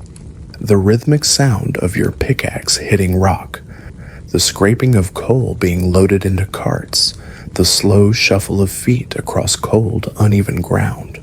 All of it merges into one long, unbroken stream of activity. Time doesn't pass in the mine. It's swallowed whole, leaving you to wonder if you've lost any sense of what it means to exist outside this endless work. You learn quickly to stop thinking about when your shift will end. You can't afford to. If you think too much about how long you've been down here, or how much longer you have to go, your mind starts to unravel. The idea of time becomes a cruel joke, like a carrot dangling in front of you that you'll never reach. So instead of focusing on the clock, you focus on the task at hand, swinging your pickaxe, loading the coal, taking one step after another. It's a monotonous cycle, one that you can't break, because you know that the moment you stop, the mine will swallow you up, and the time you wasted thinking about the clock will be lost forever. But even as you try to push away the thought of time, it creeps in. You feel the weight of each minute as it drags on. You can hear the seconds ticking away in your mind, each one a reminder of how much longer you have to go. You start to count, not the hours, but the small victories, Only 20 more swings, and I'll take a break. Just a few more steps, and I'll make it to the cart. You break the hours into manageable pieces, because if you think about the whole day, the whole shift, you might just collapse from the sheer weight of it. The worst part? Even when you're ready for the shift to end, even when you can feel your body begging for rest, the mind doesn't give you that satisfaction. The clock never strikes the hour. There's no satisfying conclusion. You've worked through the hours, your body is breaking, but there's no end. Instead, the work simply continues, seamlessly blending into the next cycle of agony. You're always just a little further from the end of your shift than you'd like to be, the light at the end of the tunnel forever just out of reach. The more you move, the further away it seems. And even when you've finally finished your shift, even when you leave the mine for the day, the sensation of being trapped in that timeless void doesn't go away. The darkness, the never-ending noise, the ache in your body, they follow you up to the surface, lingering like a shadow, reminding you that time down here isn't something you can escape. It doesn't matter if you've worked for 12 hours or 20. It feels like it could have been any amount of time. Time is irrelevant here. It doesn't matter how long you've been down, because every moment in the mine feels eternal. When you finally climb out of the depths, breathing the cool air, you realize just how much time has passed, but it doesn't feel like it was your time. It feels like the mine has consumed it, stretched it, twisted it until it wasn't even yours anymore. You're left with nothing but the knowledge that tomorrow you'll do it all over again, and time will once again slip away, out of your grasp, as you wait for the cycle to reset. Time in the mine doesn't move, it just is, and you're left to endure it, minute by slow, relentless minute. Every group of workers has their song. Coal miners have their own, too, but it's not a jolly tune. It's more like a lullaby, except it's a song of suffering. And no matter how hard you try, you can't escape the rhythm of it as it drums through your brain. It's like a nightmare you can't escape from. The mine has its own peculiar kind of music. It's not a melody you hum or tap your foot to. It's the endless rhythm of labor, the constant clang of pickaxes striking rock, the dull scrape of coal sliding into carts, and the hollow thuds that reverberate through the walls. If you're not careful, it gets stuck in your head, looping like a song on repeat. It starts in the early morning, when you first step into the mine and hear the soft clinking sound of tools being readied for the day's grind.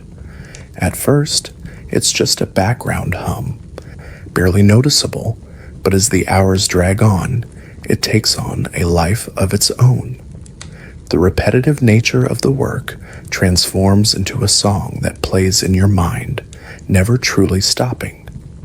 You can't shake it. Even when the shift ends, the rhythm stays with you, pounding like a drum in your ears, even as you climb to the surface. The song of the mine is relentless, just like the work. Every strike of the pickaxe, every shove of coal into the cart is part of the same symphony of labor. It doesn't change. It doesn't evolve. It's stuck in a loop, one that seems to be never ending. At first, it's a background noise, but over time, it becomes your life's soundtrack. The rhythm becomes so ingrained in your bones that even when you're outside the mine, when you're with your family or trying to sleep, the beat lingers, haunting your every thought. The way the pickaxe hits the rock, the way the coal slides, the way your hands ache, they all fall into that same predictable pattern. The song never stops, and it's not a song of joy. It's not the kind of music you'd sing on a carefree afternoon or hum to get through a pleasant task. No, this song is a dirge. It's the sound of labor, of bodies being worn down, of souls being slowly crushed under the weight of the earth. The miners around you know it. They hear the same rhythm in their heads, and it's not just a sound, it's a memory of the work, a reminder of the toll the mine takes on you. There's a certain kind of madness in it, a weariness that seeps into your spirit the longer you listen to the beat. The rhythm doesn't just stay in the background of your mind, it becomes your mind, becomes the way you think, the way you live. The song is inescapable. Even when the shift ends, even when you're home and trying to rest, it's there, tapping at the edges of your thoughts. You hear it in the way your body aches, in the way your hands tremble from hours of work. It's there when you close your eyes, and it's there when you wake up in the morning. The sound of the pickaxe, the scrape of the coal, it becomes a part of you, and it's impossible to separate yourself from it. You can't escape the rhythm, no matter how far away from the mine you get. The song follows you like a shadow that you can't outrun. Sometimes it feels like it's driving you mad. The constant thrum of the work, the repetitive motion, the same sounds over and over, they start to blur together until you can't tell if it's the sound of the mine or the sound of your own mind unraveling. You start to wonder if you're going insane, if the rhythm is taking control of you. There's a point where you can't tell if it's the mind singing its song to you, or if it's your own soul crying out in agony. The line between the two blurs, and all you're left with is the sound, the beat, the unrelenting rhythm of the coal, the pickaxe, and the mine itself. You try to escape it, to break free of the song, but it's no use. It's always there, even when you want silence the most. You start to wonder if anyone else feels it too, if anyone else is haunted by the same melody that drifts through the air, that rhythm that drives everyone down here, that keeps you going even when you want to collapse. But when you look around at your fellow miners, you realize they're all lost in the same trance. They too are living their lives to the beat of the mine. And in some ways, you wonder if the mine itself is conducting the song, pulling the strings, shaping your very existence with its constant, unrelenting rhythm. As the day wears on, the song becomes louder, more insistent. It doesn't care that you're tired, that you're hungry, that you're desperate for a moment of peace. It's always there, always demanding more, and you begin to realize that the mind doesn't just consume your body, it consumes your mind, your soul, until all that's left is the music, the rhythm, the endless song that you'll never be able to escape. You are the music, and the music is you. You're stuck here, and there's no escaping the reality of it. The mine isn't just your workplace, it's your whole world now. You'll look around at the other miners, and for a split second, you wonder how any of you got here. But then you quickly remember, you all made the same terrible choice. At first, you tell yourself it's temporary. You came to the mine for a reason. Maybe it was to earn a paycheck, to find a job that would keep food on the table. Maybe you were running from something, or maybe you thought it was a way out of another life that didn't quite fit.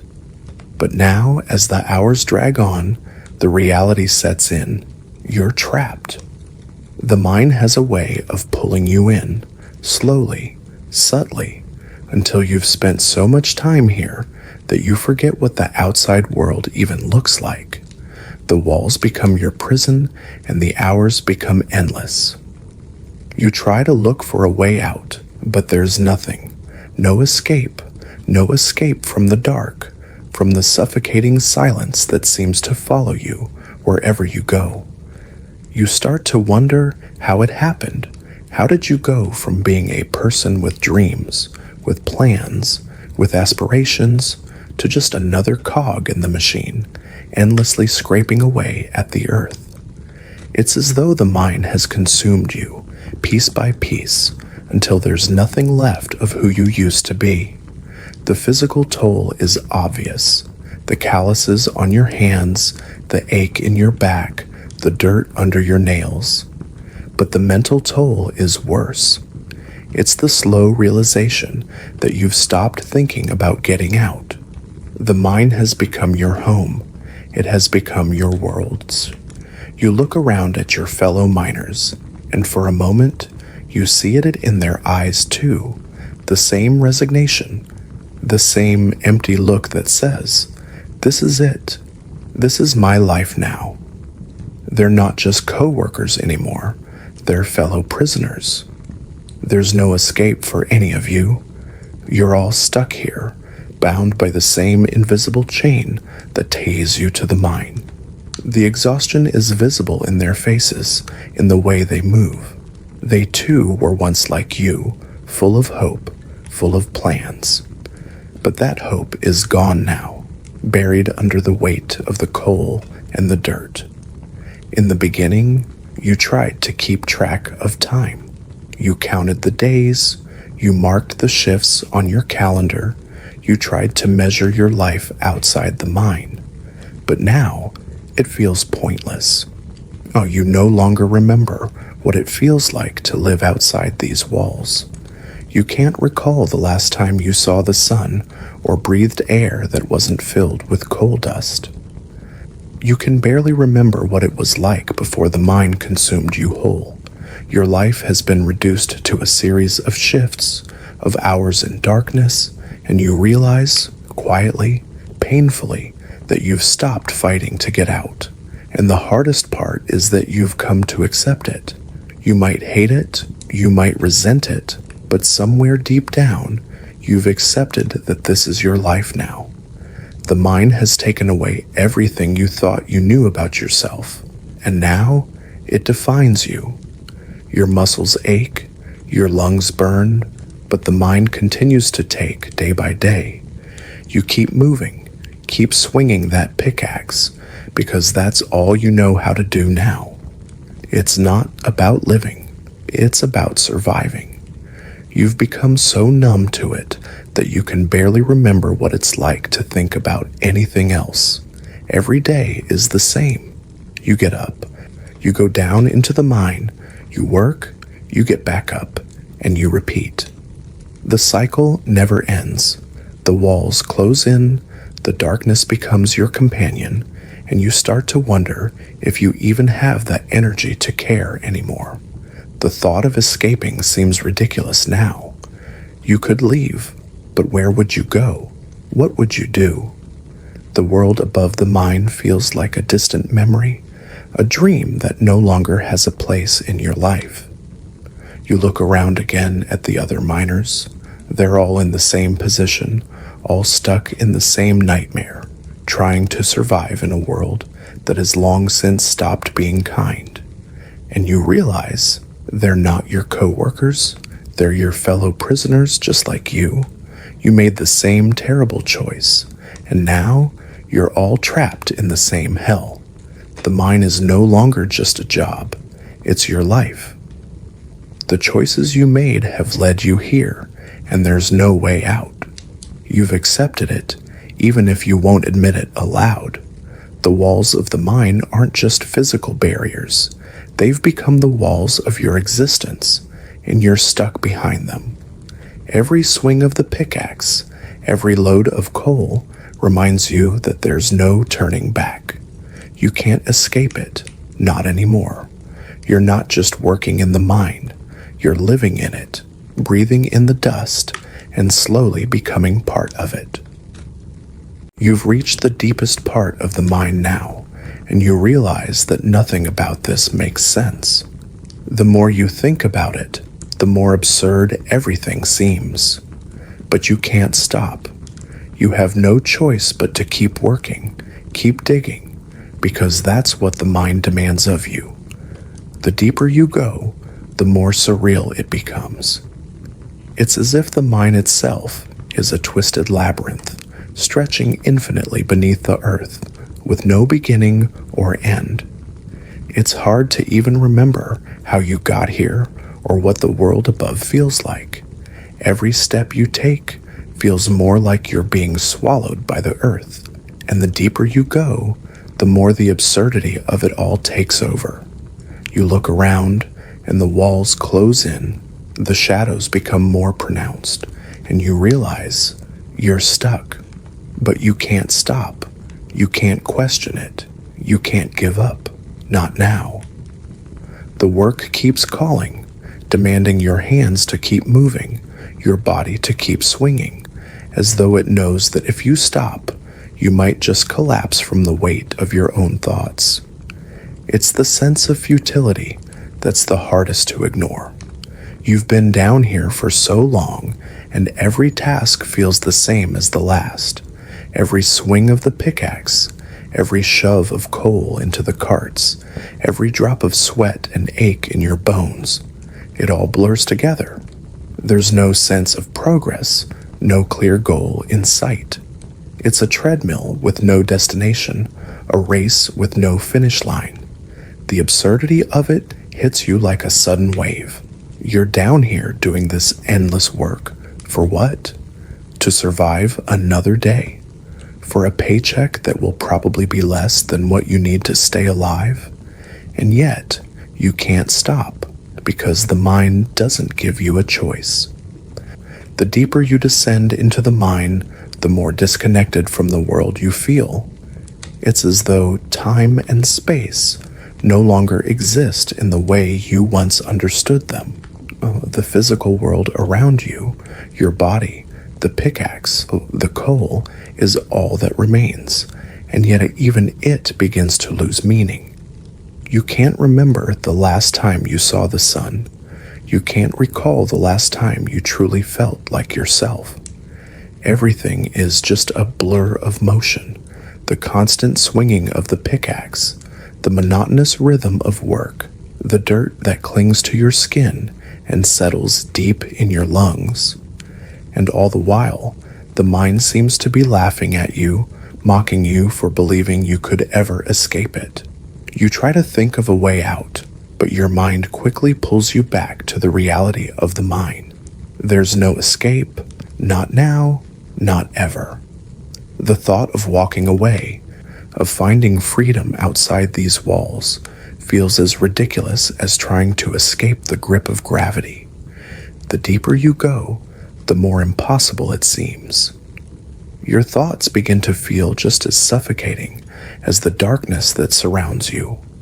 You've descended so far that you've become part of the earth itself, and the idea of life outside the mine feels like a distant dream, a dream you can no longer even imagine. And yet, you keep going, even though you know it's pointless. Even though the work feels increasingly absurd, you keep digging. The mine doesn't give you a choice. It demands your labor, and it doesn't care about your confusion or your frustration. All it cares about is that you keep moving, keep working, keep feeding it your strength and your willpower. If you stop, the mine will swallow you whole, and so you keep going, surrendering yourself to the endless cycle of labor. It's the absurdity of it that gets to you. The mind takes everything from you, your time, your energy, your health, and in return, it gives you nothing. There's no reward, no satisfaction, just more work. You can't understand it, you can't explain it. And yet, there's nothing you can do but keep going. You're trapped in an endless loop, digging deeper and deeper into a world that has no reason, no purpose, no meaning. The absurdity of it all starts to make sense in a twisted way. The mind doesn't care about your why. It doesn't care about your hopes, your dreams, or your sanity. All it cares about is that you keep feeding it your effort, your labor, your sweat, and as the hours stretch on, the absurdity of your situation becomes clearer. You're not just working in the mine, You've become part of it. The deeper you go, the more you realize that there is no escape. There's no end to this. The mine isn't just a place you work. It's a place that consumes you, slowly, until you're no longer sure where the mine ends and you begin. You've become part of its rhythm, part of its cycle, and as you dig deeper, you can't help but wonder, will I ever make it out? Or is this my fate now? Just another piece of coal in an endless pit, digging forever, with no purpose but to survive another shift. And so, you keep going, you keep swinging, keep digging, because that's all you can do. The mine has claimed you, and there's no turning back. The deeper you go, the more absurd it all seems, but it's also the only reality you know. You're stuck here, and the only thing left is to keep working, to keep moving through the madness until the mind decides you're done. So tonight, as you close your eyes and drift off to sleep in the comfort of your bed with soft sheets and the warmth of the world outside, take a moment to appreciate just how different your life is from that of the miner. Remember the suffocating darkness, the relentless noise, the constant physical strain, and the overwhelming sense of being trapped in a never-ending cycle of labor. Because the miners, with their blisters, their blinding exhaustion, and their fragile hope for a future that might never come, show us just how far the human spirit can be stretched before it snaps. Yet they continue. They work, they endure, and they survive, often for little more than a promise of something better that may never truly materialize. So tonight, as you settle into your bed, whisper a quiet thank you to your ancestors. Thank them for the conveniences we now take for granted, the warmth of a heated home, the luxury of fresh water, the absence of soot on our skin. For while we may face our own challenges, we are fortunate enough to live in a world where we don't have to fight just to breathe. Because history may be grim, it may be suffocating and terrifying, but it's also proof that people are resilient, stubborn, and sometimes just a little bit ridiculous. And that's a story worth remembering as we rest our tired bodies, knowing that the work of others has made it just a little bit easier for us to sleep. So take a deep breath, let go of the weight of the day, and remember, as difficult as life can be, there's always hope for a better tomorrow. And tonight, in the comfort of your own space, it's time to rest. Okay, good night.